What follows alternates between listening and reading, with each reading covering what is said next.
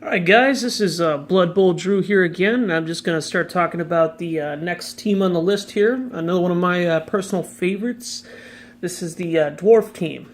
Now, Dwarf team is another Tier 1 team. It's a very bashy team, but has its inherent weaknesses, just like the Orc team I talked about. It's an excellent team, very good for beginners. A lot of your players are very resilient, have good starting skills, and perform pretty well on the pitch. So first and foremost, we're going to start off with the players. This is the runner. Runner's your primary ball handler. Has the highest movement on the team. Also the lowest armor on the team as well. Next up, you have the blitzer, more of a utility player. Good player nonetheless. Starts off with block, a little higher movement, a little better edge.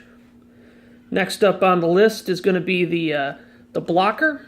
Now this is probably one of the best linemen in the game. They're outstanding, have great starting skills, very resilient.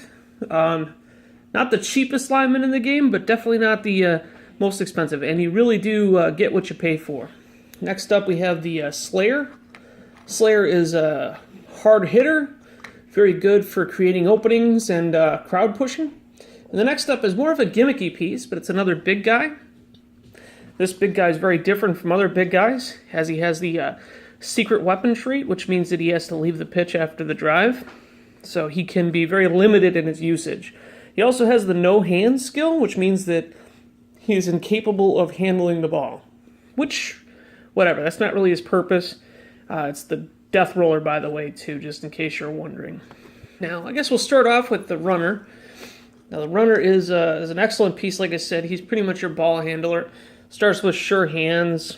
He starts with, armor 8, movement, movement 6, which is pretty good for the Dwarf team, because this team has one inherent weakness in the fact that it's very, very slow and has low agility.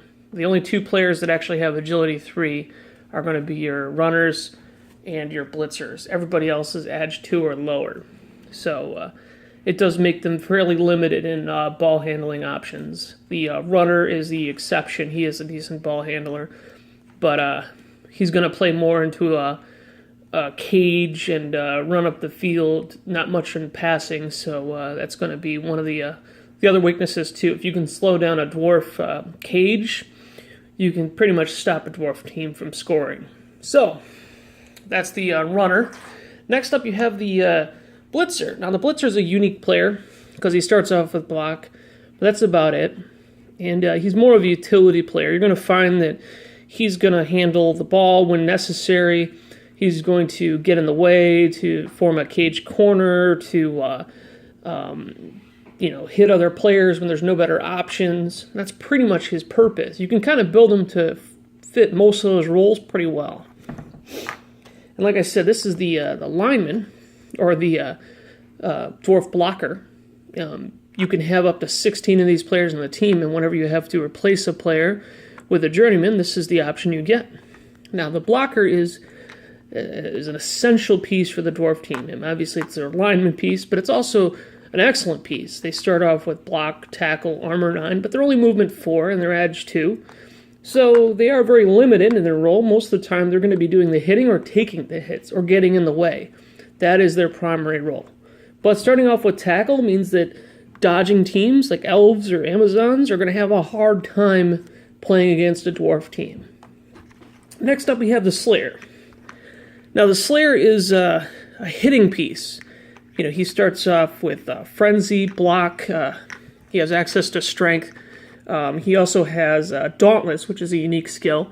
So it does allow him to create options where you can hit bigger players with less of a risk. So it does make him a good option for any Dwarf team, but obviously he's not going to do much for ball handling. And because he has a lower armor at armor 8, it does make him a little bit more of a target. So if you have a Slayer and he's a very skilled up Slayer, he does have to end his movement, end his hit next to another player. So that can be detrimental in that aspect. So he is a good player, but don't expect too much out of him, and you shouldn't look at them to survive, especially when they're only armor 8. But they are great players once again. And then next up is the Death Roller. This is a unique player. It's very powerful, like I said a minute ago. He's, armor 10, he's movement 4, he has Juggernaut, a whole list of skills that really help out with hitting. He's a Mighty Blow, Dirty Player, but he has Secret Weapon. Secret Weapon it means that he has to leave the pitch at the end of the drive. So, if you have him on offense, and somehow Elves or Skaven team run away with the ball, score a touchdown, this guy's off the pitch. A lot of players, fear this guy just because he hits so hard and he's so hard to deal with. But and that works great to your favor because obviously you can control the direction of where you're going to go. You can use him as a cage corner. You can drive him up the field. You can try to hit that real, expensive player the other team has, and cause a lot of havoc with this guy. So, I like him. I think he's fun to use, but he is a very expensive player and can add a lot of team value to your team without getting much in return.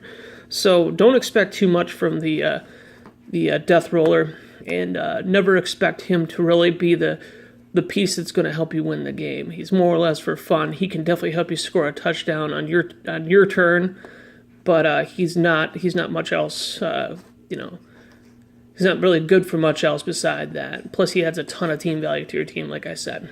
So that's primarily the Dwarf team. What they really, the different players on the team, they kind of run very similar to Orcs. But they're just a little bit slower. They don't have some of the gimmicky play options. They like to favor more of a cage and drive up the field type play as well. They're a very defensive team, but they do have the weakness of being significantly slower and have low agility compared to some of the other teams out there. So they're fun to play. They're a great team for beginners. If you're just starting to get into Blood Bowl, they really won't let you down. You're not going to lose that many players because they're very resilient, but they can be, beaten pretty easily, especially if the opponent or whoever's playing Dwarves doesn't position them well, or if you're playing against a much faster team that can just run behind them and then they can't reach those players, such as Skaven or Wood Elves, for instance, which I'll talk more about those teams later. But anyways, that's all I wanted to cover about Dwarves. Hope you enjoyed the video.